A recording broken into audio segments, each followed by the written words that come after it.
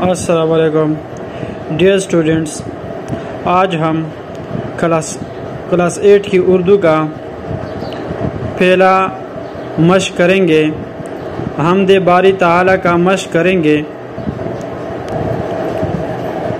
مشق درجہ ذیل سوالات کے جوابات لے کے۔ نمبر 1، پہلے شعر میں شاعر نے اللہ تعالیٰ کی کس صفت کا ذکر کیا ہے؟ جواب: پہلے شعر میں شاعر نے اللہ تعالیٰ کی یہ صفت بیان کی ہے کہ اللہ تعالیٰ ازل سے ہے اور ابد تک موجود رہے گا۔ نمبر 2، 7ویں شعر میں شاعر نے کس نشانی کا ذکر کیا ہے؟ جواب: 7ویں شعر میں شاعر نے یہ کہا ہے کہ جو لوگ اللہ تعالیٰ کے دوست ہیں وہ تمام مصائب اور تکالیف سے محفوظ رہتے ہیں۔ یہاں نشانی سے مراد اللہ تعالیٰ کی دوستی اور محبت ہے۔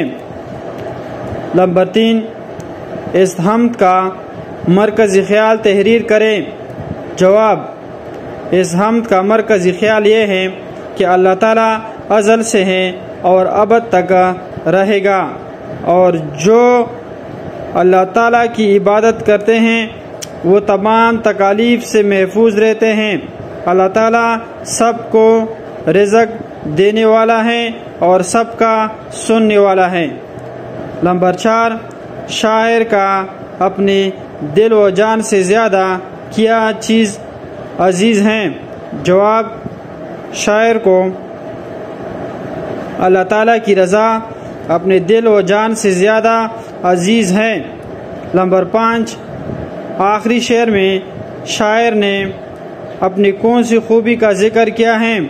جواب: آخری شعر میں شاعر کہتا ہے کہ جس دل میں اللہ تعالیٰ کا خوف ہوتا ہے وہ دل کسی سے نہیں ڈرتا، بلکہ وہ بادشاہ کا بھی کوئی پرواہ نہیں کرتا، اور میرا بھی یہی حال ہے۔